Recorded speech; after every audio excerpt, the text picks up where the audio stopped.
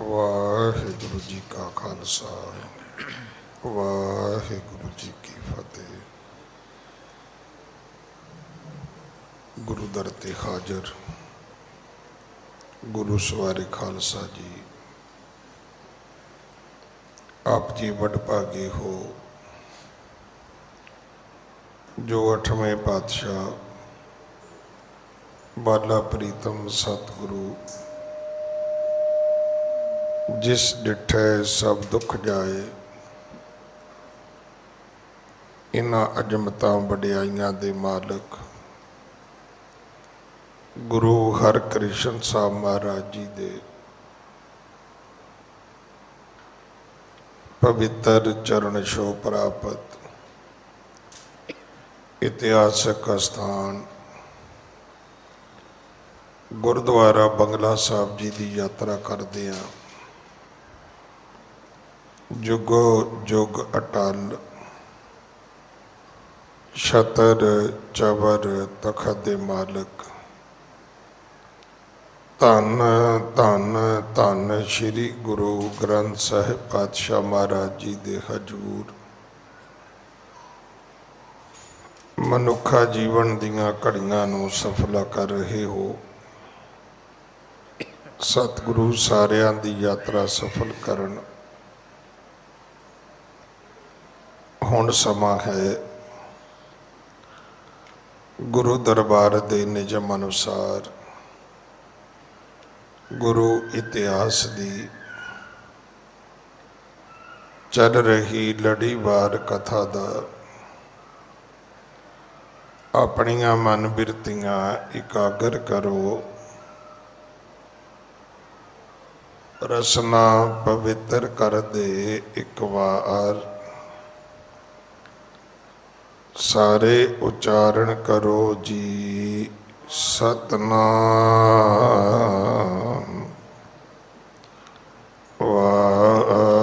वाहिगुरु जी। ये इतिहास पहले पातशाह जाहर पीर जगत गुरु कल तारण आए श्री गुरु नानक देव महाराज जी का है।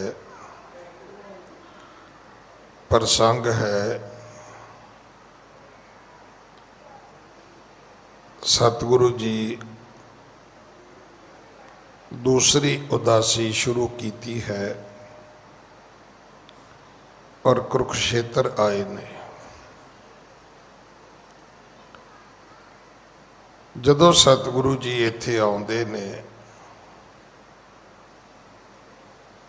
इत्थे सूरज ग्रहण का मेला लग्या होया सी।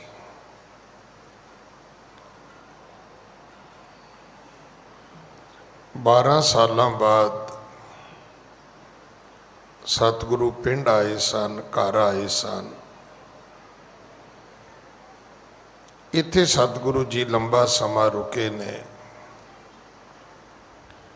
इत्थे सतगुरु जी की हजाती विच सतगुरु दे रहिंदियां माता जी पिता जी दोवें ही अकाल चलाना करते ने। उस तो बाद भी सतगुरु कुछ दिन पिंड विच रुके, घर विच रुके ने, पर घर दा दरब जो धन असबाब सी वो लोड़वंदां ते गरीबां विच वंड दिता है। सतगुरां ने वो अपने कोल नहीं रखिया। हुण ये गल शायद सानू वड्डी लगे,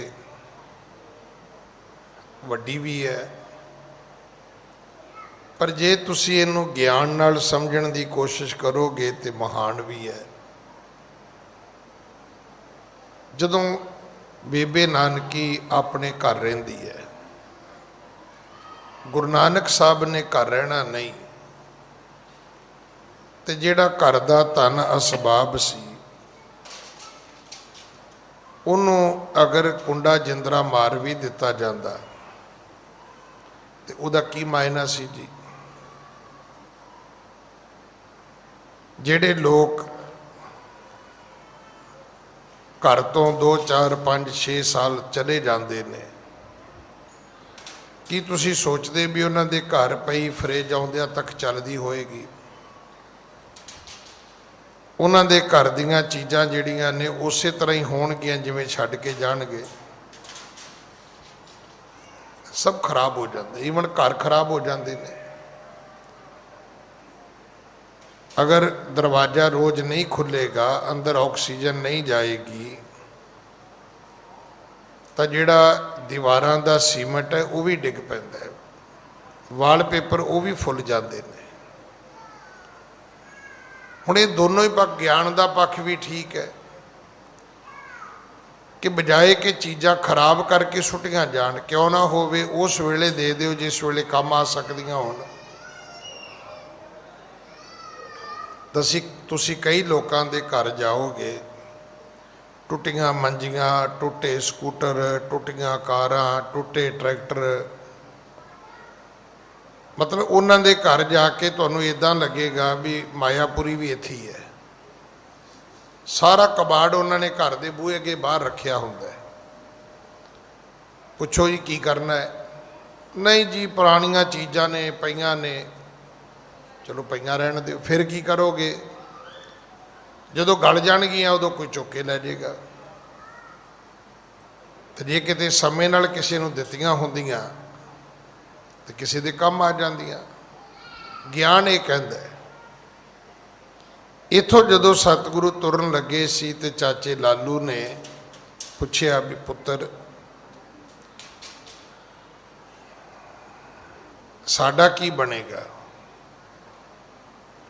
तो गुरु साहब ने उपदेश दिता सी, चाचा जिवें पिता जी ने मोह ममता त्यागी तुसी भी त्याग दिओ। इत्थों फिर तलवंडी तो कवि जी लिखते ने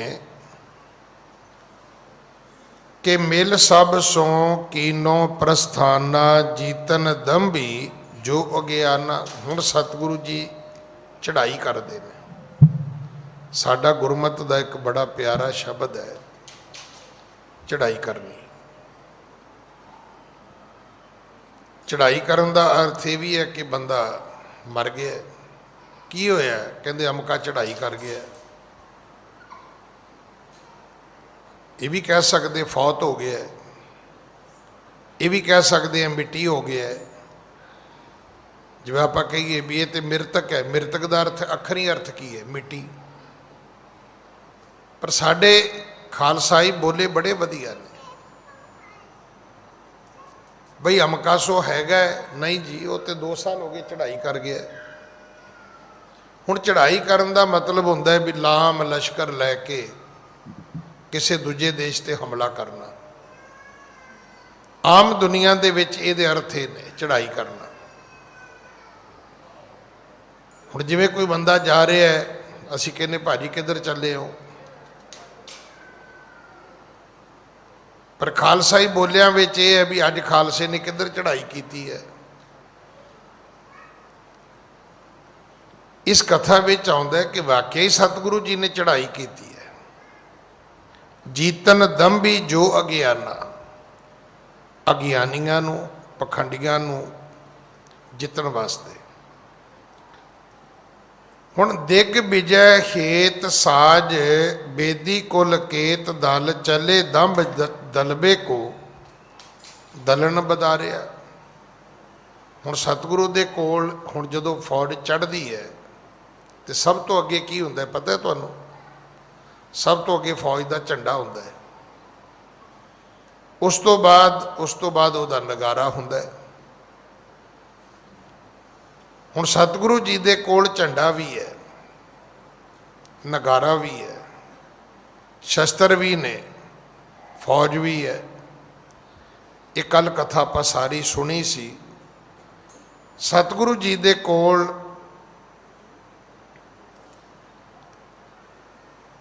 भगती दी केत है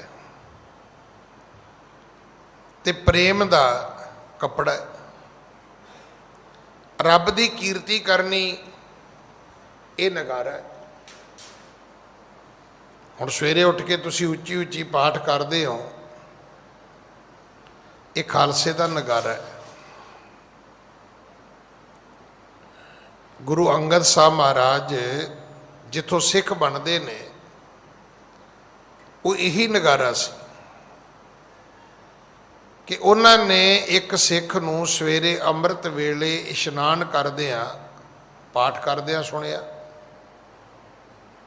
ਹੁਣ ਸਾਡੀ ਗਲਤੀ ਹੈ ਵੀ ਗਾਣੇ ਅਸੀਂ ਉੱਚੀ ਗਾਉਂਦੇ ਹਾਂ, ਪਾਠ ਅਸੀਂ ਮੂੰਹ 'ਚ ਕਰਦੇ ਹਾਂ।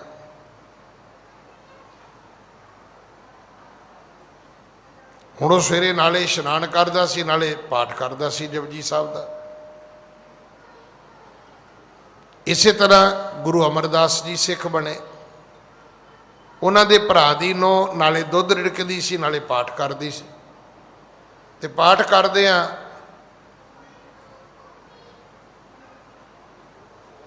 ਘਰ ਦੇ ਦੂਜੇ ਪਾਸੇ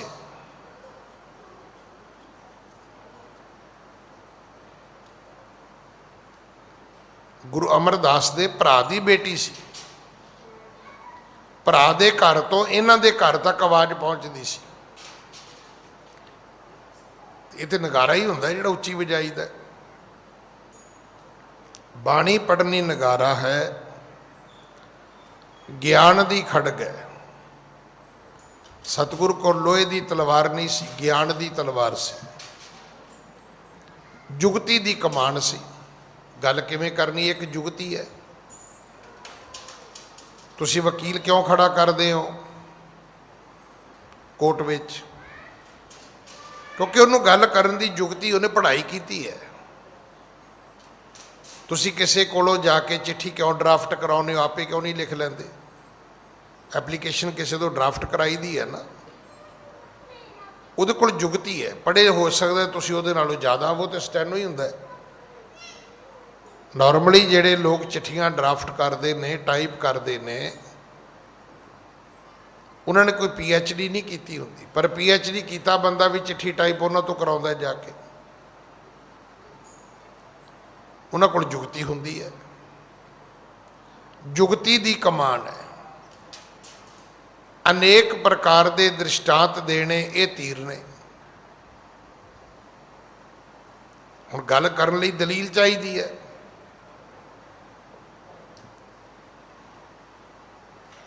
ਹੁਣ ਮੈਂ ਕਿਸੇ ਨੂੰ ਕਹਾਂ ਵੀ ਚੱਲੀਏ, ਉਹ ਕਹਿੰਦਾ ਜੀ ਮੈਂ ਨਹੀਂ ਜਾਣਾ। ਮੈਂ ਕਹਿੰਦਾ ਵੀ ਜਾਣਾ ਤੇ ਪਊਗਾ, ਉਹ ਕਹਿੰਦਾ ਮੈਂ ਤੈਨੂੰ ਕਹਤਾ ਨਾ ਨਹੀਂ ਜਾਣਾ। ਹੁਣ ਇਹ ਵੀ ਇੱਕ ਤਰੀਕਾ ਹੈ। ਇੱਕ ਤਰੀਕਾ ਇਹ ਵੀ ਹੈ ਵੀ ਤੁਹਾਡੇ ਕੋਲ ਦਲੀਲ ਹੋਣੀ ਚਾਹੀਦੀ ਵੀ ਕਿਉਂ ਨਹੀਂ ਜਾਣਾ। ਵੀ ਮੇਰਾ ਪੈਰ ਖਰਾਬ ਹੈ, ਜਾਂ ਮੈਨੂੰ ਮੰਮੀ ਪਾਪਾ ਤੋਂ ਪੁੱਛਣਾ ਪਏਗਾ, ਜਾਂ ਸਾਡੇ ਘਰ ਮਹਿਮਾਨ ਆਉਣ ਵਾਲੇ ਨੇ, ਜਾਂ ਘਰ ਸਾਡੇ ਕੋਈ ਨਹੀਂ ਹੈ, ਮੈਂ ਇਕੱਲਾ। ਹੁਣ ਇਹ ਵੀ ਤਰੀਕੇ ਨਾਲ ਵੀ ਗੱਲ ਕੀਤੀ ਜਾ ਸਕਦੀ, ਸਿੱਧੀ ਵੀ ਕਹੀ ਜਾ ਮੈਂ ਨਹੀਂ ਜਾਂਦਾ। ਹੁਣ ਗੱਲ ਉਹੀ ਹੈ, ਉਸੇ ਗੱਲ ਨੂੰ ਕਹਿਣ ਦੇ ਕੋ ਤਰੀਕੇ ਨੇ। ਇਹ ਜਿਹੜੀਆਂ ਦਲੀਲਾਂ, ਅਪੀਲਾਂ, ਜੁਗਤੀਆਂ, ਕਵੀ ਜੀ ਕਹਿੰਦੇ ਗੁਰੂ ਨਾਨਕ ਸਾਹਿਬ ਕੋਲੇ ਤੀਰ ਨੇ। ਜਦੋਂ ਕੋਈ ਗੱਲਬਾਤ ਕਰਦਾ ਤੇ ਫਿਰ ਵਾਪਸ ਨਹੀਂ ਮੁੜਦਾ। ਐਸੇ ਤੀਰ ਸਤਿਗੁਰੂ ਛੱਡਦੇ ਨੇ, ਐਸੀ ਦਲੀਲ ਨਾਲ ਗੱਲ ਕਰਦੇ ਨੇ ਕਿ ਅਗਲੇ ਕੋਲੇ ਉੱਤਰ ਹੀ ਨਹੀਂ ਹੁੰਦਾ, ਜਵਾਬ ਹੀ ਨਹੀਂ ਹੁੰਦਾ। ਤੋ ਇਉਂ ਸਤਿਗੁਰੂ ਜੀ ਤੁਰੇ ਨੇ। ਇਸ ਕਥਾ ਦੇ ਵਿੱਚ ਅਸੀਂ ਕੱਲ ਸੁਣਿਆ ਸੀ ਕਿ ਸਤਿਗੁਰੂ ਜੀ ਨੇ ਤਲਵੰਡੀ ਤੋਂ ਚੜ੍ਹਾਈ ਕਰ ਦਿੱਤੀ ਹੈ। ਹਾਂਜੀ। ਪੂਰਨ ਦੇਖਿਓ ਆਤਮਾ, ਦਵੈ ਤਹਿ ਸਰਬ ਨਿਵਾਰ।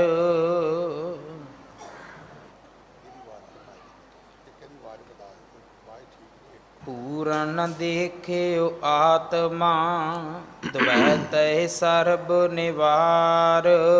ਕੋਈ ਹੈ ਭਾਈ ਜਿਨੇ ਦੁਈ ਦਵੈਤ ਨਵਾਰੀ ਹੋਵੇ। ਦੁਈ ਦਵੈਤ ਕੀ ਹੈ? ਮੇਰ ਤੇਰ। ਆਪਾਂ ਸਾਰੇ ਇੱਥੇ ਹੀ ਖੜੇ ਆ। ਆਹ ਕੀ ਹੈ? ਕਹਿੰਦੇ ਮੁਸਲਮਾਨਾਂ ਦੀ ਮਸਜਿਦ ਹੈ। ਉਹ ਕੀ ਹੈ? ਕਹਿੰਦਾ ਹਿੰਦੂਆਂ ਦਾ ਮੰਦਿਰ ਹੈ। ਇੱਧਰ ਕੀ? ਕਹਿੰਦਾ ਇੱਧਰ ਸਿੱਖਾਂ ਦਾ ਗੁਰਦੁਆਰਾ ਹੈ। ਇਹ ਵੀ ਦੁਈ ਦਵੈਤ ਹੈ। ਆਪੇ ਕਿਉਂ ਨਹੀਂ ਕਹਿ ਸਕਦੇ ਵੀ ਇਹ ਗੁਰਦੁਆਰਾ ਹੈ, ਇਹ ਮੰਦਿਰ ਹੈ, ਇਹ ਮਸਜਿਦ ਹੈ? ਨਾਲ ਦੱਸਣਾ ਪੈਂਦਾ ਵੀ ਉਹ ਮੁਸਲਮਾਨਾਂ ਦਾ ਹੈ, ਉਹ ਹਿੰਦੂਆਂ ਦਾ ਹੈ, ਇਹ ਸਿੱਖਾਂ ਦਾ ਹੈ। ਕੋਈ ਐਸਾ ਵਿਅਕਤੀ ਜਿਹਨੇ ਦੁਈ ਦਵੈਤ ਗਵਾਈ ਹੋਵੇ, ਮੇਰ ਤੇਰ ਘਰ ਜਾ ਜੋ ਤੁਸੀਂ, ਆਹ ਜੁੱਤੀ ਮੇਰੀ ਹੈ, ਆਹ ਬੈਗ ਇਹਦਾ ਹੈ, ਇਹ ਘੜੀ ਇਹਦੀ ਹੈ, ਉਹ ਪੱਗ ਉਹਦੀ ਹੈ, ਇਹ ਪਜਾਮਾ ਮੇਰਾ ਹੈ। ਪਰ ਜੇ ਕਿਸੇ ਨੇ ਪਾ ਲਈ ਤੇ ਕਦੇ ਆਪਾਂ ਕਿਹਾ ਅੱਛਾ ਭਾਜੀ ਇਹ ਤਾਂ ਤੁਹਾਨੂੰ ਪੂਰੀ ਆ ਗਈ, ਮੈਂ ਸੋਚਿਆ ਵੀ ਸ਼ਾਇਦ ਤੁਹਾਡਾ ਪੈਰ ਵੱਡਾ ਹੋਏਗਾ, ਚਲੋ ਕੋਈ ਨਹੀਂ, ਫਿਰ ਅੱਜ ਤੁਸੀਂ ਇਹੀ ਜੁੱਤੀ ਪਾ ਕੇ ਜਾਓ।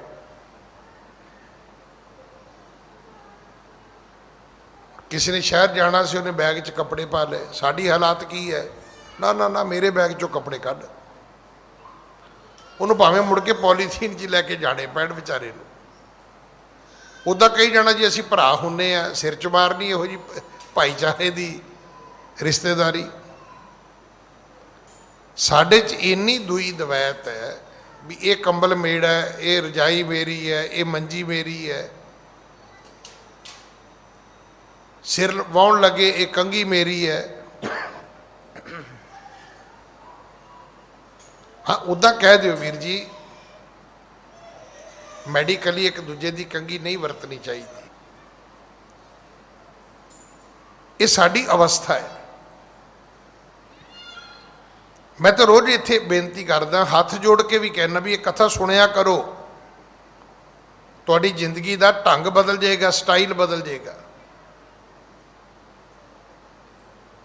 ਹੁਣ ਇੱਕੋ ਹੀ ਗੱਲ ਨਹੀਂ ਜੀ, ਗੁਰੂ ਨਾਨਕ ਸਾਹਿਬ ਗੁਰੂ ਨੇ, ਫਿਰ ਤੂੰ ਕੀ ਕਰੇਂਗਾ, ਮੈਂ ਕੀ ਕਰਾਂਗਾ, ਮੈਂ ਇੱਕ ਸੋਨੇ ਦਾ ਲਾਕਟ ਬਣਾਵਾਂਗਾ, ਉਹ ਗਲ 'ਚ ਪਾ ਲਵਾਂਗਾ, ਇੱਕ ਸੋਹਣੀ ਜੀ ਫੋਟੋ ਲਿਆਵਾਂਗਾ, ਉਹ ਕੰਧ 'ਤੇ ਟੰਗ ਦਿਆਂਗਾ, ਫਿਰ ਕੀ ਕਰੇਂਗਾ, ਫਿਰ ਕੀ ਕਰਨਾ ਹੈ, ਫਿਰ ਸਵੇਰੇ ਅਗਰਬੱਤੀ ਧੂਪਬੱਤੀ ਦੇ ਦਿਆ ਕਰਾਂਗਾ। ਗੁਰੂ ਜਿਹੜਾ ਤੁਹਾਨੂੰ ਜਿਉਣਾ ਦੱਸੇਗਾ, ਖਾਣਾ ਦੱਸੇਗਾ, ਬੋਲਣਾ ਦੱਸੇਗਾ, ਪਹਿਨਣਾ ਦੱਸੇਗਾ, ਐਸੀ ਜੁਗਤੀ ਦੱਸੇਗਾ ਕਿ ਦੁਨੀਆ ਤੁਹਾਡੇ ਤੇ ਮਾਣ ਕਰੇਗੀ, ਦੁਨੀਆ ਤੁਹਾਡੀ ਇੱਜ਼ਤ ਕਰੇਗੀ, ਦੁਨੀਆ ਤੁਹਾਡੇ ਕੋਲ ਸਿੱਖਣ ਆਵੇਗੀ।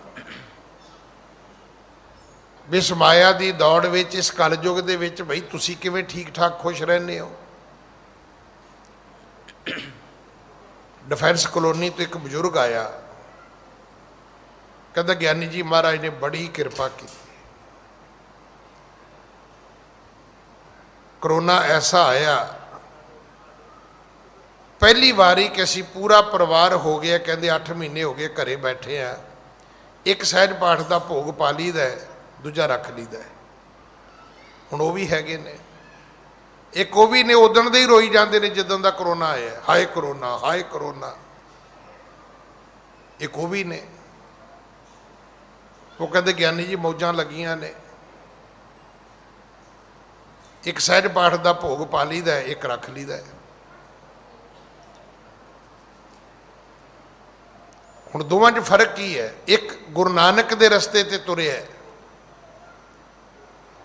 ਮੈਂ ਕਾਪ ਜੀ ਨੂੰ ਬੇਨਤੀ ਕਰਾਂ, ਭਾਈ ਹਰਬੰਸ ਸਿੰਘ ਜਗਾਦਰੀ ਵਾਲਾ ਕਹਿੰਦਾ ਹੁੰਦਾ ਸੀ,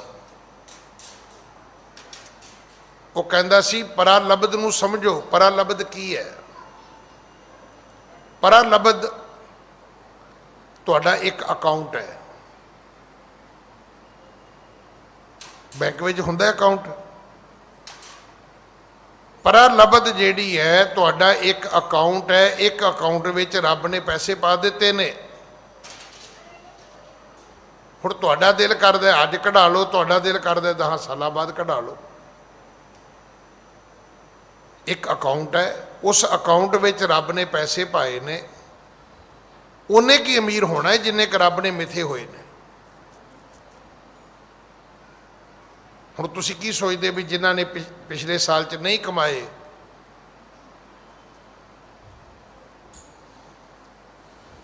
ਉਹ ਭੁੱਖੇ ਮਰ ਗਏ?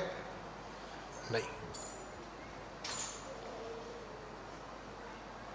ਮੈਂ ਫਿਰ ਬੇਨਤੀ ਕਰਾਂ, ਕਰੋਨੇ ਨਾਲ ਓਨੀ ਦੁਨੀਆ ਨਹੀਂ ਜੇ ਮਰੀ ਜਿੰਨੀ ਐਕਸੀਡੈਂਟ ਨਾਲ ਮਰਦੀ ਸੀ, ਜਿੰਨੀਆਂ ਲੋਕ ਇੱਕ ਦੂਜੇ ਨਾਲ ਲੜਾਈਆਂ ਕਰਕੇ ਮਰਦੇ ਸੀ, जिन्ने फूड पॉइजन ना मरते सी उल्टा पुलटा खा के, इन्ने लोग बीमारी नाल नहीं जी मरे। इस बीमारी तो लोगों ने सिक्ख्या बहुत कुछ है, बड़े भुलेखे मुके ने, अपनियां दा भी पता लग गया, दुश्मनों का भी पता लग गया, ईवन धर्मां का भी पता लग गया किहड़ा धर्म की करता है। उदे ही टल खड़काई जाना की फर्क पैंदा है। किसी भुखे नूं रोटी दी किसी ने नहीं दी। लोगों की अमीरी भी पता लग गई। असी जी अमीर होने आ, तुहाडे बूहे दे अगों रोंदे बच्चे लंघ गए भुखे, काहदे अमीर हो तुसी? तुसी अमीर होंदे ते रोक के उन्होंने कहिंदे कि वीर जी मटर पनीर तो नहीं हैगा पर दाल प्रशादा हैगा, बह जाओ खा के जाओ जी। ये तुहाडी अमीरी सी। असी तो कंगाल निकले, भुखे निकले असी।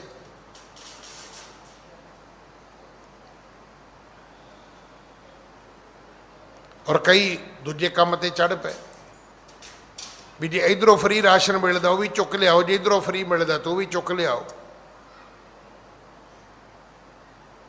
और मैनू तो पहली बारी पता लगा कि खाण पीण वालियां चीज़ों की 3-4 महीनों तो वध उम्र कोई नहीं है। 3-4 महीनों बाद तो आटे च कीड़ा पै जाता है।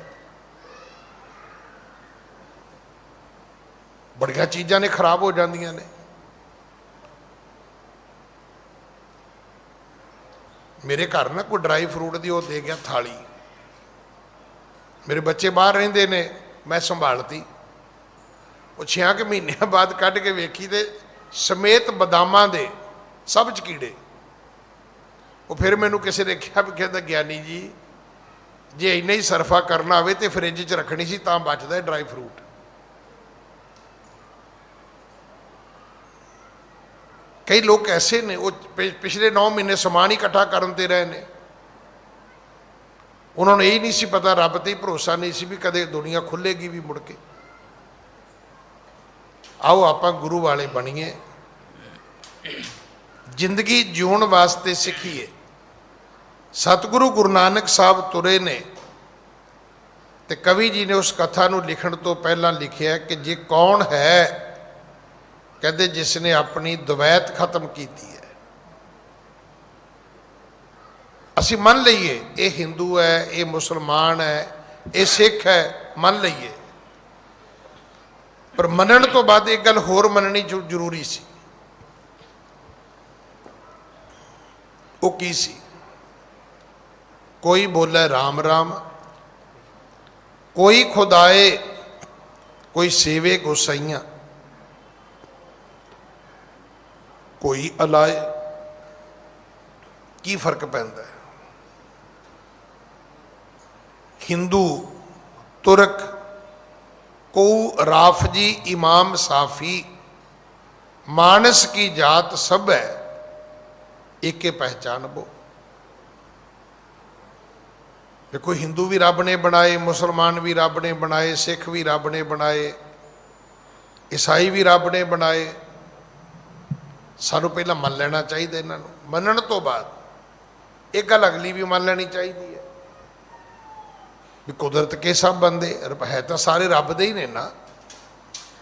वो कौन है? पूर्ण देखियो आत्मा, जिन्हें रब दी जोत सारियां दे विच वेखी है। हाँ जी। ਭਏ ਸ਼ਾਂਤ ਮਨ ਸੰਤ ਜੇ ਤਿਨ ਪਦ ਨਮੋ ਹਮਾਰ। कोई है जेड़ा शांत होवे, जेड़ा संत होवे। कवि जी कहते मैं उहदे पैरां ते मत्था टेकना चाहुंदा। तुहानूं भी वैसे कोई संत भी लभे ते शांत भी लभे ते पता जरूर करियो।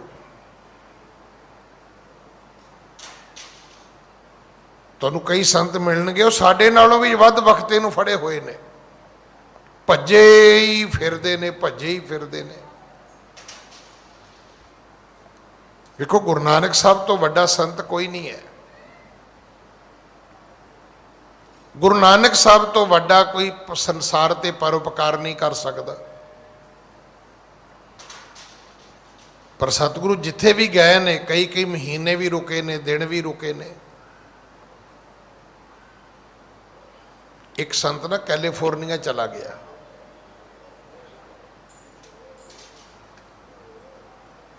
ਕਿਸੇ ਪਰਿਵਾਰ ਨੇ ਪ੍ਰਸ਼ਾਦਾ ਤਿਆਰ ਕੀਤਾ, ਉਹਨਾਂ ਕਿਹਾ ਜੀ ਅਸੀਂ ਆ ਜਾਾਂਗੇ ਜੀ ਦੁਪਹਿਰੇ 2 ਵਜੇ ਤੱਕ ਆ ਜਾਾਂਗੇ ਅਸੀਂ। 2 ਵਜੇ, 3 ਵਜੇ, 4 ਵਜੇ, 5 ਵਜੇ, 6 ਵਜੇ, ਸ਼ਾਮ ਦੇ 7 ਵਜੇ, 8 ਵਜੇ, 9 ਵਜੇ, ਰਾਤ ਦੇ 12 ਵੱਜ ਗਏ। ਆਏ ਬਾਬਾ ਜੀ।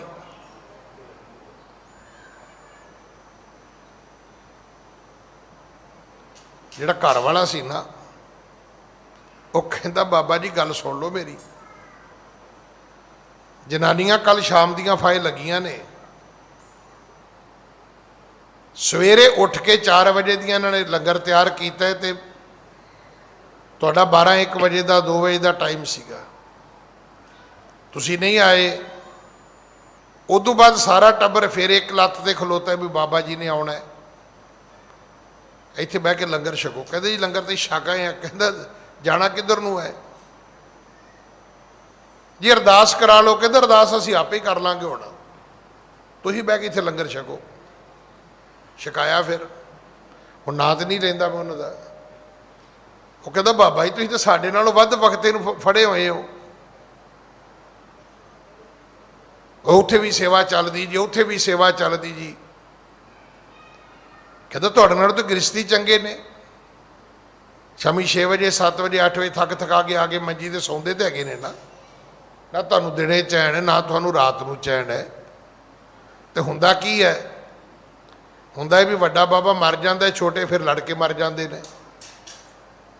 ਵੱਡਾ ਉਂਝ ਮਰ ਜਾਂਦਾ, ਛੋਟੇ ਲੜ ਕੇ ਮਰ ਜਾਂਦੇ ਨੇ, ਪੈਸੇ ਹੀ ਇੰਨੇ ਇਕੱਠੇ ਹੋ ਜਾਂਦੇ ਨੇ। ਤੇ ਜੇ ਕਿਤੇ ਆ ਸਿੱਖਿਆ ਹੁੰਦਾ, ਭੈ ਸ਼ਾਂਤ ਮਨ ਸੰਤ ਜੇ 3 ਪਦ ਨਮੋ ਹਮਾਰ, ਕੋਈ ਹੈ ਜਿਹਨੂੰ ਸਿਮਰਨ ਕਰਕੇ ਸ਼ਾਂਤੀ ਮਿਲੀ ਹੋਵੇ। ਵੇਖੋ ਧਰਮ ਦਾ ਇੱਕ ਨੁਕਤਾ ਪੱਲੇ ਬੰਨ੍ਹ ਲੈਣਾ, ਹਰ ਕਾ ਬੁਲੋਵਣਾ ਬੁਲੋਵੋ ਮੇਰੇ ਭਾਈ। ਪਰ ਅਗਲੀ ਗੱਲ ਚੇਤੇ ਰੱਖਣਾ, ਸਹਿਜ ਬੁਲੋਵੋ ਜੈਸੇ ਤਤ ਨਾ ਜਾਈ। ਜੇ ਚਾਟੀ ਵੀ ਧੋ ਲਈ ਹੈ, ਦੁੱਧ ਵੀ ਲੈ ਆਂਦਾ ਹੈ, ਜੇ ਗਰਮ ਵੀ ਕਰ ਲਿਆ ਹੈ, ਜੇ ਕਾੜ ਵੀ ਲਿਆ, ਜੇ ਉਹਨੂੰ ਜਾਗ ਵੀ ਲਾ ਲਈ ਹੈ, ਤੇ ਜੇ ਉਹ ਜੰਮ ਵੀ ਗਿਆ, ਜੇ ਨੇਤਰਾ ਮਧਾਣੀ ਸਭ ਆ ਗਿਆ ਹੈ, ਜੇ ਰਿੜਕਾ ਪਾ ਲਿਆ, ਤੇ ਹੁਣ ਹੌਲੀ ਹੌਲੀ ਰਿੜਕਿਓ।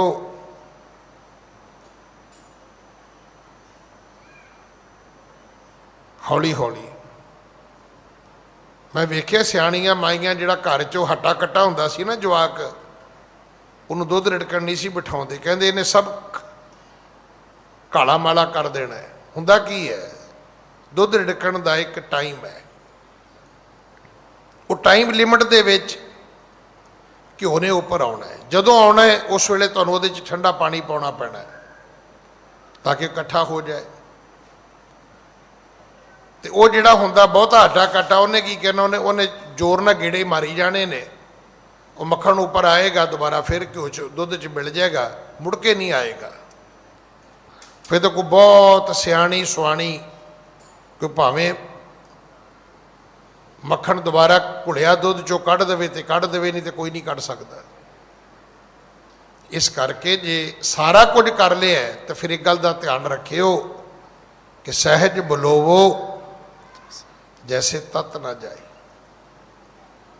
ਫਿਰ ਆਪਣੇ ਜੀਵਨ ਦੀ ਤਬਦੀਲੀ ਕਰੋ, ਸਹਿਜ ਵਿੱਚ ਆਓ। ਹਾਂਜੀ। ਹਿਤ ਤੀਰਥ ਕੇ ਕੀਨ ਉਦਾਸੀ, ਕਰਨ ਨਿਹਾਲ ਨਰਨ ਸੁਖ ਰਾਸੀ। ਹੁਣ ਸਤਿਗੁਰੂ ਜੀ ਦੀ ਉਦਾਸੀ ਤੀਰਥ ਯਾਤਰਾਵਾਂ ਵਾਸਤੇ ਹੈ। ਪਹਿਲੀ ਵਾਰੀ ਸਤਿਗੁਰੂ ਤੀਰਥਾਂ ਤੇ ਨਹੀਂ ਗਏ। ਸਭ ਤੋਂ ਪਹਿਲਾਂ ਭਾਈ ਲਾਲੋ ਦੇ ਘਰ ਗਏ, ਕੋਈ ਤੀਰਥ ਨਹੀਂ ਸੀ, ਇਹ ਕੋਈ ਤੀਰਥ ਨਹੀਂ ਸੀ। ਕੌਡੇ ਰਾਖਸ਼ ਕੋਲੇ ਗਏ, ਉਹ ਕਿਹੜਾ ਤੀਰਥ ਸੀ। ਢਾਕੇ ਦੀਆਂ ਫਫੇ ਕੁੱਟਣੀਆਂ ਕੋਲੇ ਗਏ, ਉਹ ਕਿਹੜਾ ਤੀਰਥ ਸੀ। ਹੁਣ ਦੀ ਯਾਤਰਾ ਤੀਰਥਾਂ ਦੀ ਯਾਤਰਾ ਹੈ। ਇਹ ਦੂਜੀ ਉਦਾਸੀ ਹੈ। ਪਰ ਕਰਨ ਗਏ ਨੇ ਨਿਹਾਲ, ਤੀਰਥਾਂ ਤੇ ਇਸ਼ਨਾਨ ਕਰਨ ਨਹੀਂ ਗਏ। ਸੋਚੋ ਵੀ ਇਸ਼ਨਾਨ ਕਰਨ ਗਏ ਜੀ, ਦਾਨ ਕਰਨ ਗਏ ਜੀ, ਸਾਡੇ ਵਾਲਾ ਕੰਮ ਨਹੀਂ ਹੈ। ਇਹ ਤਾਂ ਸਗੋਂ ਤੀਰਥਾਂ ਤੇ ਪਰਉਪਕਾਰ ਕਰਨ ਲਈ ਗਏ ਨੇ। ਹਾਂਜੀ। प्रथमः कुरुक्षेत्र मह आए, वैसे एक थान मन पाए। सब तो पहला कुरुक्षेत्र आए ते बैठे किथे, जिथे मन नूं ठीक लग्या। हुण कहंदे असीं भी यही हैं, सुनो सब की करो मन की। करो जरूर करो, पर पता कर लो मन मूर्ख तां नहीं है। हुण जिहदा ते मन सियाणा होवे वो ते मन दी करे, ते जिहदा मन मूर्ख होवे वो कहे जी मैं भी मन दी करनी है, तो फिर तो मूर्खताइयां ही करोगे तुसीं। देखो मैं तो रोज़ बेनती करदा, कहते जी ब्लाइंड फेथ नहीं होना चाहिए। नहीं भाई, फेथ तो ब्लाइंड ही हुंदा है। फेथ हमेशा ही ब्लाइंड हुंदा है। जिहड़ा अखां खोल के करीदा है वो ब्लाइंड नहीं हुंदा, वो फेथ नहीं हुंदा, वो निगरानी हुंदी है। हुण निगरानी नूं तुसीं फेथ कहो तो ये तो मूर्खता है। आपां किसी नूं कुर्सी दे के बिठाता भी तू इत्थे वेखी बई आ काम हो रहा है, ये की है? ये फेथ है ना, ये तो निगरानी है। फेथ की सी? बंदे काम ते लगे ने, आओ चलिए आपे करनगे, ये फेथ है। कहंदे फेथ ब्लाइंड फेथ नहीं होना चाहिए। और नहीं भाई, फेथ तो हुंदा ही ब्लाइंड है। बस एक गल का ध्यान रखियो, जिहदे ते फेथ करन लगे वो ब्लाइंड नहीं होना चाहिए। देखो ना, मैं ये कंधे ते हथ रख लिया, अपनी अखां दे पट्टी बन ली, मैं फेथ किया भी ये बच्चा मैनू ठीक लैके जाएगा।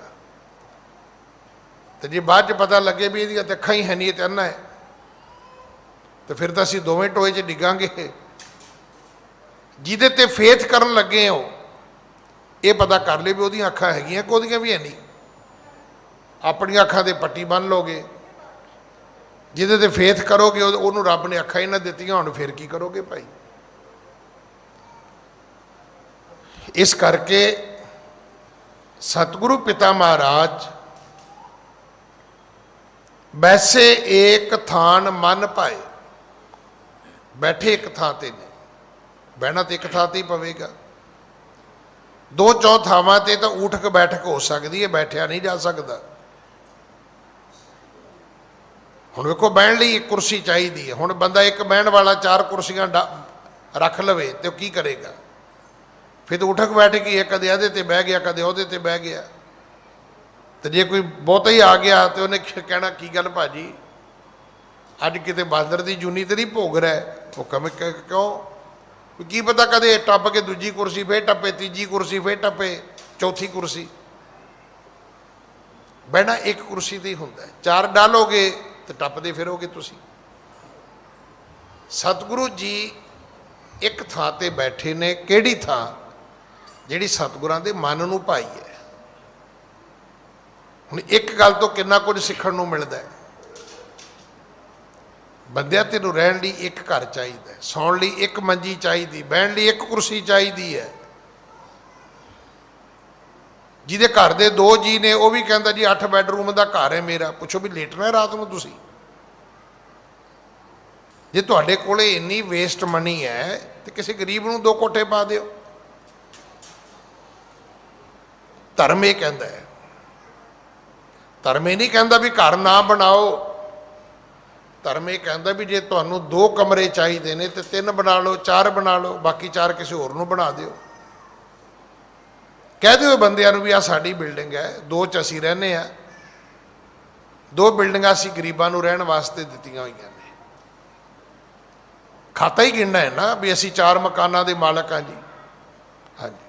सूरज परब होतों तेह काला, मेला इकट्ठो पयो विसाला।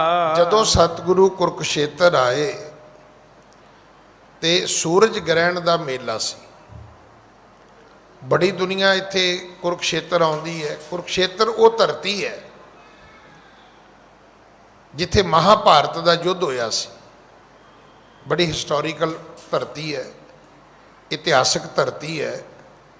11वां पांडवां का इत्थे युद्ध होया सी। द्विज आदक जे चारों बरने आवत पेहित मज्जन करने। ਇੱਥੇ ਚਾਰ ਵਰਨਾਂ ਦੇ ਪੰਡਤ ਆਏ ਨੇ। ਹੁਣ ਪੰਡਤਾਂ ਦੇ ਵੀ ਅੱਗੋਂ ਵਰਨ ਨੇ।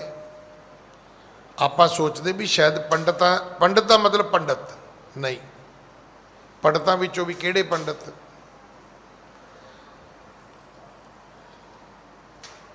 ਦਿਜ ਆਦਿਕ ਜੇ ਚਾਰੋ ਬਰਨੇ ਆਵਤ ਭੇ ਹਿਤ ਮੱਜਨ ਕਰਨੇ। ਜਿਵੇਂ ਚਾਰ ਵਰਨ ਨੇ ਨਾ, ਇੱਕ ਪੰਡਤ ਹੋ ਗਏ, ਖੱਤਰੀ ਹੋ ਗਏ, ਵੈਸ਼ ਹੋ ਗਏ, ਸ਼ੂਦਰ ਹੋ ਗਏ, ਕਿਤੇ ਇਹ ਚਾਰ ਵਰਨ ਨੇ। ਅਗੋਂ ਇਹਨਾਂ ਵਰਨਾਂ ਦੇ ਵਿੱਚ ਵੀ ਖੱਤਰੀਆਂ 'ਚੋਂ ਤੁਸੀਂ ਕਿਹੜੇ ਖੱਤਰੀ ਹੋ, ਬ੍ਰਾਹਮਣਾਂ 'ਚੋਂ ਤੁਸੀਂ ਕਿਹੜੇ ਬ੍ਰਾਹਮਣ ਹੋ।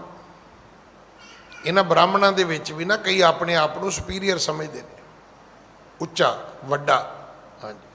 ਆਸ਼ਰਮ ਹੈ ਗ੍ਰਿਸਤਾਦਿਕ ਜੇਊ ਆਵਤ ਭੇ ਚਾਰੋਂ ਮਿਲ ਤੇਊ। ਇਸੇ ਤਰ੍ਹਾਂ ਜਿਹੜੇ ਚਾਰ ਆਸ਼ਰਮ ਨੇ, ਜਿਨ੍ਹਾਂ ਦੇ ਵਿੱਚ ਬਾਣਪ੍ਰਸਤ ਵੀ ਹੈ, ਜਿਨ੍ਹਾਂ ਵਿੱਚ ਗ੍ਰਿਸਤ ਵੀ ਹੈ, ਇਹ ਵੀ ਚਾਰੋਂ ਵੱਖਰੇ ਵੱਖਰੇ ਆਸ਼ਰਮ ਜਿਹੜੇ ਨੇ, ਇਹ ਵੀ ਇੱਥੇ ਕੁਰੂਕਸ਼ੇਤਰ ਆਏ ਨੇ ਜਦੋਂ ਸੂਰਜ ਗ੍ਰਹਿਣ ਦਾ ਮੇਲਾ ਲੱਗਿਆ। ਖਟ ਦਰਸ਼ਨ ਤੇ ਆਦ ਜੇ ਔਰਾ ਪੂਰਬ ਕਰਨ ਆਏ ਤੇ ਠੌਰਾ। ਇਸੇ ਤਰ੍ਹਾਂ ਖਟ ਦਰਸ਼ਨਾਂ ਦੇ ਸਾਧੂ ਵੀ ਆਏ ਨੇ। ਹੁਣ ਦਰਸ਼ਨ ਦਾ ਅਰਥ ਕੀ ਹੈ? ਮਤ। ਆਪਾਂ ਕਹਿੰਦੇ ਨੇ ਮੈਂ ਗੁਰੂ ਦੇ ਦਰਸ਼ਨ ਕਰਨੇ ਨੇ ਜੀ। ਦਰਸ਼ਨ ਕਰਨ ਦਾ ਅਰਥ ਹੁੰਦਾ ਕਿਸੇ ਨੂੰ ਵੇਖਣਾ। ਇਹ ਵੀ ਹੈ। ਦਰਸ਼ਨਾਂ ਦਾ ਅਰਥ ਮਤ ਵੀ ਹੈ। ਕਿਸੇ ਦੀ ਅਕਲ, ਇਹ ਵੀ ਦਰਸ਼ਨ ਹੈ। ਇਹ ਗੱਲ ਜੋਗੀਆਂ ਨੇ ਮਨ ਵਿੱਚ ਸੋਚੀ ਸੀ। ਸਿੱਧੀ ਮਨੇ ਵਿਚਾਰਿਆ ਕਿਵ ਦਰਸ਼ਨ ਇਹ ਲੇਵੇ ਬਾਲਾ। ਵੀ ਛੋਟੀ ਜਿਹੀ ਉਮਰ ਦਾ 30 32 35 ਸਾਲ ਦਾ ਇਹ ਨਾਨਕ, ਇਹ ਜੋਗੀ ਕਿਵੇਂ ਬਣ ਸਕਦਾ? ਸਾਡਾ ਦਰਸ਼ਨ ਕਿਵੇਂ ਲੈ ਸਕਦਾ? ਸਾਡਾ ਮਤ ਕਿਵੇਂ ਗ੍ਰਹਿਣ ਕਰ ਸਕਦਾ? ਹਾਂਜੀ। ਸ਼੍ਰੀ ਨਾਨਕ ਠਾਨੀ ਮਨ ਐਸੇ ਇਨ ਸੋ ਚਰਚਾ ਕਰੀਏ ਕੈਸੇ। ਗੁਰੂ ਨਾਨਕ ਸਾਹਿਬ ਨੇ ਮਨ ਵਿੱਚ ਠਾਨੀ ਹੋਈ ਸੀ। ਉਹ ਮਿੱਥ ਕੇ ਤਲਵੰਡੀ ਤੋਂ ਆਏ ਸੀ। ਜਾਂ ਹੁਣ ਇਹੋ ਕਹੀਏ ਵੀ ਉਹ ਤਲਵੰਡੀ ਕਿਉਂ ਬੈਠੇ ਰਹੇ, ਇੰਨੇ ਦਿਨ ਕਿਉਂ ਲਾ ਦਿੱਤੇ? ਇੰਨੇ ਦਿਨ ਇਸ ਕਰਕੇ ਲਾ ਦਿੱਤੇ ਵੀ ਜਾਣਾ ਤਾਂ ਉਹਨਾਂ ਨੇ ਕੁਰੂਕਸ਼ੇਤਰ ਸੀ ਤੇ ਜਾਣਾ ਸੂਰਜ ਗ੍ਰਹਿਣ ਤੇ ਸੀ। ਹੁਣ ਉਸ ਤੋਂ ਪਹਿਲਾਂ ਤੁਰ ਵੀ ਪੈਂਦੇ ਤੇ ਉਹਦਾ ਕੀ ਲਾਭ ਸੀ?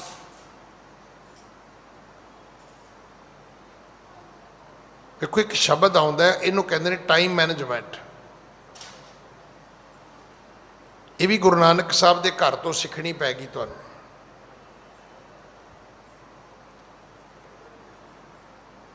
ਇਹ ਸਭ ਤੋਂ ਵੱਡੀ ਮੈਨੇਜਮੈਂਟ ਹੈ। ਹੁਣ ਤੁਸੀਂ ਵਿਆਹ ਸ਼ਾਦੀਆਂ ਵੇਖੀਆਂ, ਬੜਾ ਪ੍ਰਬੰਧ ਕੀਤਾ ਜੀ। ਮੁੰਡੇ ਦੇ ਪਿਓ ਨੇ ਕਹਿੰਦੇ ਹਾਥੀ ਕੀਤਾ ਹੋਇਆ ਵੀ ਹਾਥੀ ਤੇ ਚੜਾ ਕੇ ਮੁੰਡਾ ਲੈ ਕੇ ਜਾਣਾ। ਕਹਿੰਦੇ ਕੁੜੀ ਵਾਲਿਆਂ ਨੇ ਬੜਾ ਪ੍ਰਬੰਧ ਕੀਤਾ, ਕਰੋੜ ਦੀ ਤੇ ਕਾਰ ਹੀ ਕਹਿੰਦੇ ਖਰੀਦੀ ਹੈ ਦੇਣ ਵਾਸਤੇ। ਸਾਰਾ ਕੁਝ ਕੀਤਾ, ਡਾਇਮੰਡ ਦੇ ਗਹਿਣੇ ਵੀ ਕੀਤੇ, ਮਹਿੰਗੀ ਤੋਂ ਮਹਿੰਗੀ ਕੇਟਰਿੰਗ ਵੀ ਕੀਤੀ, ਵੱਡੇ ਵੱਡੇ VIP ਵੀ ਬੁਲਾਏ। ਪਰ ਇੱਕ ਮੂਰਖਤਾ ਹੋ ਗਈ। ਉਹ ਕੀ ਹੈ? ਉਹ ਹੈਗੀ ਟਾਈਮ ਮੈਨੇਜਮੈਂਟ। ਜਿਹੜੀ ਬਰਾਤ ਸਵੇਰੇ 9 ਵਜੇ ਆਉਣੀ ਸੀ, ਉਹ 4 ਵਜੇ ਆਈ, ਚਲੀ ਗਈ ਦੁਨੀਆ।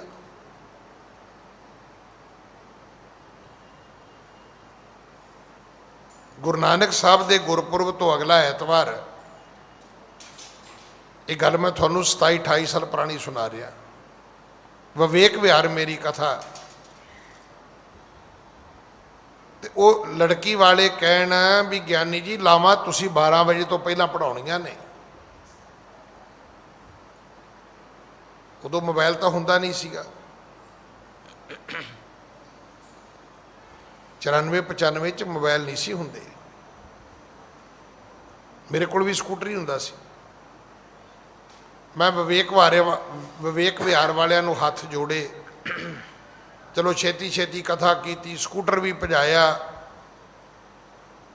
ਮੈਂ ਪਹੁੰਚ ਗਿਆ ਜੀ ਲਾਰਸ ਰੋਡ। ਮੇਰੇ ਖਿਆਲ ਮੈਂ 12:30 ਪੌਣੇ 1 ਵਜੇ ਪਹੁੰਚ ਗਿਆ ਹੋਵਾਂਗਾ। ਮੈਂ ਕਿਹਾ ਜੀ ਮਿਲਣੀ ਤੁਸੀਂ ਕਰਾ ਲਿਓ, ਲਾਵਾਂ ਮੈਂ ਕਰਾ ਦਾਂਗਾ। ਤੁਸੀਂ ਯਕੀਨ ਕਰਨਾ, ਲਾਰਸ ਰੋਡ ਸੀ ਬਲਾਕ ਗੁਰਦੁਆਰੇ ਦੇ ਵਿੱਚ ਉਠਾਲਾ 3 ਤੋਂ 4 ਪਹਿਲਾਂ ਹੋਇਆ ਤੇ ਲਾਵਾਂ 4 ਵਜੇ ਤੋਂ 5 ਵਜੇ ਦੇ ਵਿਚਕਾਰ ਹੋਈਆਂ। ਤੇ ਬਰਾਤ ਕਿੱਥੋਂ ਆਉਣੀ ਸੀ? ਰੋਹਤਕ ਤੋਂ। ਤੇ ਨਿਕਲਿਆ ਕੀ? ਕੁਛ ਵੀ ਨਾ। ਨਾ ਕੋਈ ਬ੍ਰੇਕਫਾਸਟ ਦਾ ਸਵਾਦ ਰਹਿ ਗਿਆ, ਨਾ ਕੋਈ ਲੰਚ ਦਾ ਸਵਾਦ ਰਹਿ ਗਿਆ, ਨਾ ਕੋਈ ਮਿਲਣੀ ਦੀ ਗ੍ਰੇਸ ਰਹਿ ਗਈ।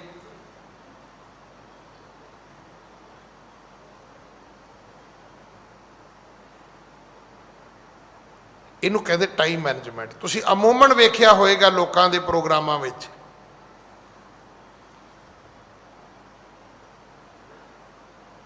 ਸਭ ਕੁਝ ਕਰ ਕਤਰ ਕੇ ਫਿਨਿਸ਼, ਖਤਮ।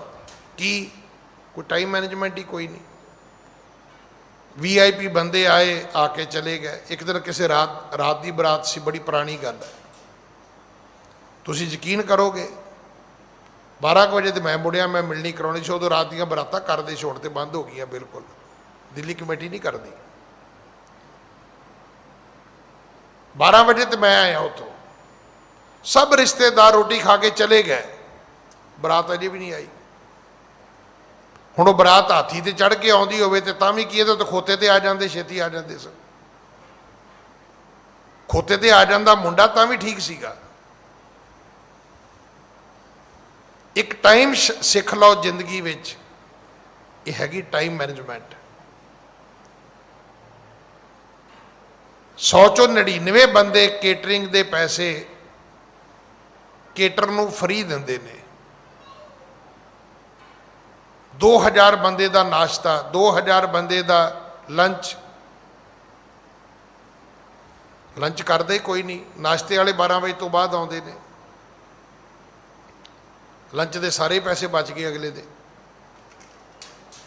ਅੱਛਾ, ਉਸ ਵੇਲੇ ਅਸੀਂ ਲੜਦੇ ਆ, ਨਹੀਂ ਜੀ 3100 ਨਹੀਂ ਦੇਣਾ, ਪਲੇਟ ਬੜੀ ਮਹਿੰਗੀ ਹੈ, ਤੁਸੀਂ 2500 ਕਰ ਲਓ, 2400 ਕਰ ਲਓ। ਉਹ ਤੁਸੀਂ ਕਹੋ ਜੀ 3200 ਲੈ 3100 ਦੀ ਥਾਂ ਤੇ। ਪਰ ਸੱਜਣਾ 9 ਵਜੇ ਪਕੌੜੇ ਤਿਆਰ ਹੋਣੇ ਚਾਹੀਦੇ ਨੇ। ਕੇਟਰ ਮੁੜ ਕੇ ਪੁੱਛੇ ਵੀ ਸਰਦਾਰਾਂ ਦੀ ਬਰਾਤ ਨਹੀਂ? ਉਹ ਕਹਿੰਦੇ ਸਰਦਾਰਾਂ ਦੀ ਕੈਸਾ ਜੀ, ਇਹ ਨਹੀਂ ਕਰਨੀ। ਨਾ ਨਾ, ਇਹ ਨਹੀਂ ਕਰਨੀ, ਇਹ ਨਹੀਂ ਕਰਨੀ। ਇਹ ਤਾਂ ਪੌਣੇ 9 ਵਜੇ ਆ ਜਾਣਗੇ ਤੇ ਸ਼ਾਮੀ 4 ਵਜੇ ਤੱਕ ਇਹਨਾਂ ਤੇ ਮੇਰੇ ਪਤੀਲੇ ਮੂਧੇ ਮਾਰ ਦੇਣੇ ਨੇ 3 ਵਾਰੀ। ਕਿਟ ਸਭ ਤੋਂ ਵਧੀਆ ਕੰਮ ਹੈ। ਬਰਾਤ ਕਹਿੰਦੇ ਜੀ 10 ਵਜੇ ਆਉਂਦੀ, ਕਿੰਨੇ ਵਜੇ? 3 ਵਜੇ।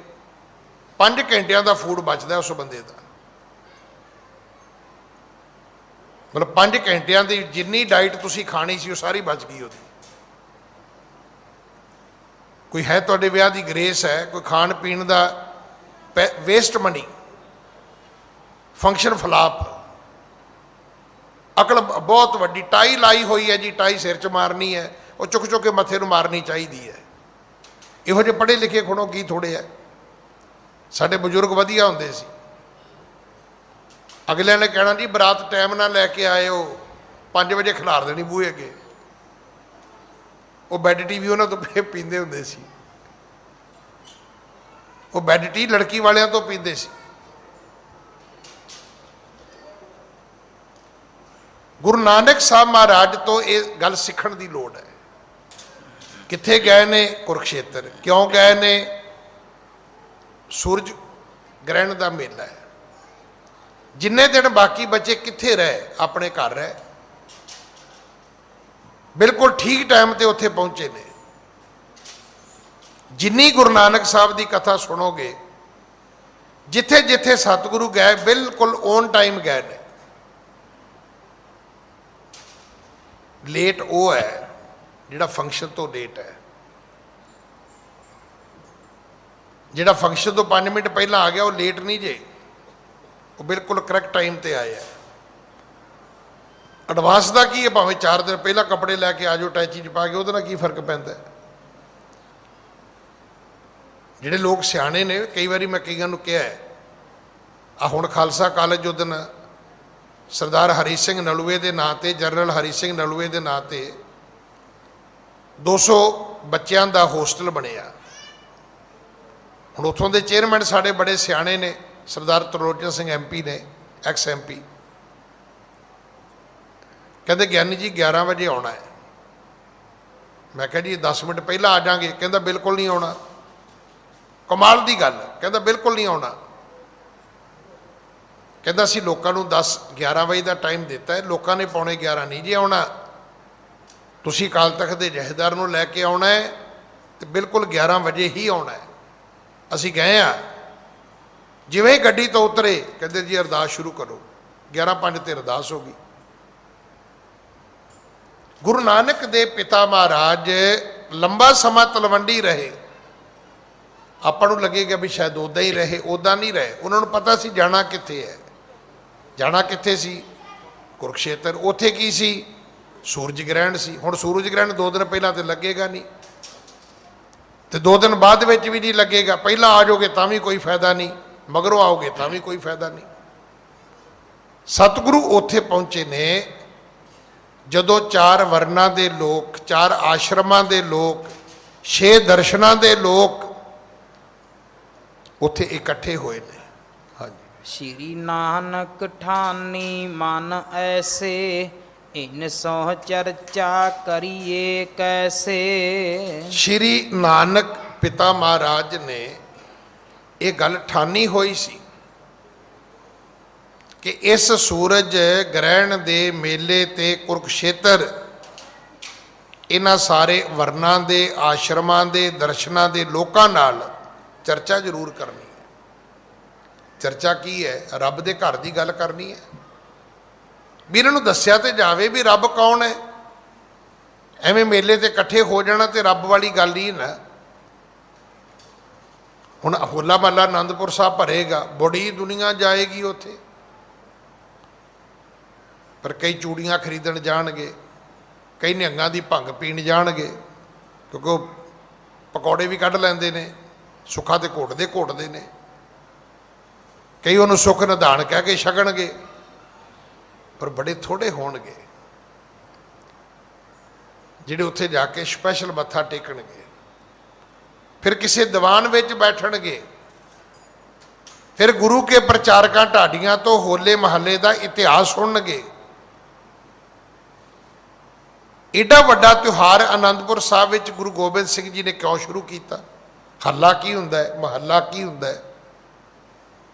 ਫਿਰ ਉਹ ਜਿਹੜਾ ਨਿਹੰਗ ਉੱਥੇ ਮਹੱਲਾ ਕੱਢਦੇ ਨੇ ਉਹ ਵੀ ਵੇਖਣਗੇ। ਚਰਨ ਗੰਗਾ ਦੇ ਵਿੱਚ ਘੌੜ ਦੌੜ ਹੋਏਗੀ, ਉਹ ਵੀ ਵੇਖਣਗੇ। ਨੇਜੇਬਾਜ਼ੀ ਹੋਏਗੀ, ਉਹ ਵੀ ਵੇਖਣਗੇ, ਪਰ ਸਾਰੇ ਨਹੀਂ ਵੇਖਣਗੇ। ਸਤਿਗੁਰੂ ਮਿੱਥ ਕੇ ਗਏ ਨੇ ਕਿ ਇਹਨਾਂ ਦੇ ਨਾਲ ਧਰਮ ਦੀ ਚਰਚਾ ਕਰਨੀ ਹੈ, ਧਰਮ ਦੀ ਗੱਲ ਕਰਨੀ ਹੈ। ਹਾਂਜੀ। ਪੰਡਤ ਬਡੇਰ ਦੇ ਜਿਨ ਗਰਬਾ, ਮਾਨੀ ਸਨਿਆਸੀ ਜੇ ਸਰਬਾ। ਇੱਥੇ ਬੜੇ ਵੱਡੇ ਮਾਣ ਵਾਲੇ ਪੰਡਤ ਆਏ ਨੇ, ਜਿਨ੍ਹਾਂ ਨੂੰ ਆਪਣੀ ਵਿਦਿਆ ਦਾ ਗਰਬ ਹੈ। ਬੜੇ ਸੰਨਿਆਸੀ ਆਏ ਨੇ, ਜਿਨ੍ਹਾਂ ਨੂੰ ਆਪਣੇ ਧਰਮ ਤੇ, ਆਪਣੇ ਮਤ ਤੇ ਬੜਾ ਗਰਬ ਹੈ, ਬੜਾ ਉਹਨਾਂ ਨੂੰ ਮਾਣ ਹੈ ਆਪਣੇ ਆਪ ਤੇ। ਹਾਂਜੀ। ਇੱਕ ਸਥਾਨ ਮੈਂ ਕੀਨੋ ਆਸਨ, ਬੈਸ ਰਹੇ ਮਦ ਦੰਭ ਬਿਨਾਸਨ। ਸਤਿਗੁਰੂ ਅੱਗੇ ਪਿੱਛੇ ਨਹੀਂ ਗਏ, ਜਿੱਥੇ ਆ ਕੇ ਬੈਠੇ ਉੱਥੇ ਹੀ ਬੈਠੇ ਰਹੇ। ਪਰ ਮਿੱਥ ਲਿਆ ਕਿ ਇਸ ਸੂਰਜ ਗ੍ਰਹਿਣ ਦੇ ਮੇਲੇ ਤੇ ਪਖੰਡ ਮਕਾਉਣਾ ਹੈ। ਇਹ ਜਿਹੜਾ ਲੋਕਾਂ ਨੇ ਧਾਰਿਆ ਹੋਇਆ ਨਾ ਵੀ ਸੂਰਜ ਗ੍ਰਹਿਣ, ਅੱਗ ਨਹੀਂ ਬਾਲਣੀ, ਚੁੱਲ੍ਹਾ ਨਹੀਂ ਚੜਾਉਣਾ, ਕੋਈ ਪਕਾਉਣਾ ਨਹੀਂ, ਰਿੰਨਣਾ ਨਹੀਂ, ਇਹ ਖਤਮ ਕਰਨਾ ਹੈ। ਇਹ ਅੰਧ ਵਿਸ਼ਵਾਸ ਤੋੜਨਾ ਹੈ। ਹਾਂਜੀ। ਮਰਦਾਨਾ ਤਬ ਗਾਵਣ ਲਾਗਾ, ਮਧੁਰ ਰਾਗ ਸੋ ਉਰ ਅਨਰਾਗਾ। ਸਤਿਗੁਰੂ ਜੀ ਕਹਿੰਦੇ ਮਰਦਾਨਿਆਂ ਰਬਾਬ ਛੇੜ, ਬਾਣੀ ਗਾਓ ਭਾਈ। ਬੜੀ ਮਿੱਠੀ ਆਵਾਜ਼ ਵਿੱਚ, ਬੜੇ ਸੁਰ ਵਿੱਚ ਭਾਈ ਮਰਦਾਨਾ ਜੀ ਨੇ ਗਾਉਣਾ ਸ਼ੁਰੂ ਕੀਤਾ। ਤਹਿ ਇੱਕ ਰਾਨੀ ਸੁਤ ਲੀਨੇ, ਆਈ ਨਿਕਟ ਬੰਦ ਨਾ ਕੀਨੇ। ਇਤਨੇ ਨੂੰ ਇੱਕ ਰਾਣੀ ਆਉਂਦੀ ਹੈ, ਰਾਜੇ ਦੀ ਰਾਣੀ ਤੇ ਨਾਲ ਰਾਣੀ ਦਾ ਪੁੱਤਰ, ਉਹਦਾ ਰਾਜਕੁਮਾਰ ਵੀ ਹੈ, ਰਾਜਾ ਨਹੀਂ ਹੈ। ਇਹ ਮਾਂ ਪੁੱਤਰ ਦੋ ਜਣੇ ਆਏ ਨੇ, ਰਾਣੀ ਤੇ ਰਾਣੀ ਦਾ ਪੁੱਤਰ। ਹਾਂਜੀ। ਤਹਿ ਕੇ ਸ਼ਤਰ ਪ੍ਰਬਲ ਬਹੁ ਬਾਡੇ, ਦੇਸ ਕੋਸ ਤੇ ਪੁਰ ਤੇ ਕਾਢੇ। ਇਹਨਾਂ ਨੇ ਆ ਕੇ ਗੁਰੂ ਸਾਹਿਬ ਜੀ ਨੂੰ ਮੱਥਾ ਟੇਕਿਆ। ਹੋਇਆ ਕੀ ਹੈ, ਰਾਜਾ ਮਰ ਗਿਆ, ਜਿਹੜੇ ਦੁਸ਼ਮਣ ਸੀ ਉਹ ਭਾਰੂ ਹੋ ਗਏ। ਉਹਨਾਂ ਨੇ ਰਾਣੀ ਨੂੰ ਤੇ ਰਾਣੀ ਦੇ ਪੁੱਤਰ ਨੂੰ ਦੇਸ਼ ਵਿੱਚੋਂ ਹੀ ਬਾਹਰ ਕੱਢ ਦਿੱਤਾ। ਹਾਂਜੀ। ਭਈ ਦੀਨ ਪਿਖ ਸੰਤ ਕਿਰਪਾਲਾ, ਆਣ ਬੇਨਤੀ ਕੀਨ ਬਿਸਾਲਾ। ਇਹਦੇ ਭਾਗ ਚੰਗੇ ਸੀ, ਇਹਨੂੰ ਗੁਰੂ ਜੀ ਮਿਲ ਗਏ ਆਉਂਦਿਆਂ ਹੀ ਅੱਗੇ। ਉੱਥੇ ਇਹਨੇ ਮੱਥਾ ਟੇਕਿਆ, ਉੱਥੇ ਬਹਿ ਗਈ ਔਰ ਕਹਿਣਾ ਸ਼ੁਰੂ ਕੀਤਾ। ਕਹਿਣ ਲੱਗੀ ਜੀ ਮੇਰੇ ਪਰਿਵਾਰ ਤੇ ਕਿਰਪਾ ਕਰੋ। ਹਾਂਜੀ। ਤਹਿ ਭੂਪਤ ਸੁਤ ਮ੍ਰਿਗ ਕੋ ਮਾਰੀ, ਧਰੀ ਭੇਟ ਤਿਨ ਗੁਰੂ ਅਗਾਰੀ। ਹੁਣ ਇਹਦਾ ਜਿਹੜਾ ਪੁੱਤਰ ਸੀ ਉਹਨੇ ਰਾਹ ਵਿੱਚ ਆਉਂਦਿਆਂ ਆਉਂਦਿਆਂ ਇੱਕ ਮਿਰਗ ਮਾਰਿਆ, ਹਿਰਨ। ਹੋਰ ਤੇ ਮਾਂ ਪੁੱਤਾਂ ਕੋਲੇ ਕੁਝ ਹੈ ਨਹੀਂ ਸੀ, ਥੋੜੇ ਬਹੁਤੇ ਸਿਪਾਹੀ ਹੋਣੇ ਨੇ, ਭੱਜ ਨੱਠ ਕੇ ਜਾਨ ਬਚਾਈ ਹੈ। ਉਹ ਜਿਹੜਾ ਸ਼ਿਕਾਰ ਕਰਕੇ ਮਿਰਗ ਮਾਰਿਆ ਉਹੀ ਗੁਰੂ ਜੀ ਦੀ ਭੇਟਾ ਰੱਖ ਦਿੱਤਾ। ਆਖਿਆ ਜੀ ਮਹਾਰਾਜ ਜੀ ਆਈ ਹੈ ਸਾਡੇ ਕੋਲ, ਤਾਂ ਹੋਰ ਕੁਝ ਹੈ ਨਹੀਂ ਮੱਥਾ ਟੇਕਣ ਲਈ। ਹਾਂਜੀ। ਕਹੇ ਸੁਰਿਪਨ ਦੀਨ ਨਿਕਾਰੇ, ਹਮ ਆਏ ਅਬ ਪਾਸ ਤੁਮਾਰੇ। ਸਾਡੇ ਦੁਸ਼ਮਣ ਰਾਜੇ ਨੇ ਸਾਨੂੰ ਦੇਸ਼ ਚੋਂ ਕੱਢ ਦਿੱਤਾ ਹੈ, ਅਸੀਂ ਥੱਕ ਹਾਰ ਕੇ ਤੁਹਾਡੀ ਸ਼ਰਨ ਆਏ ਆ।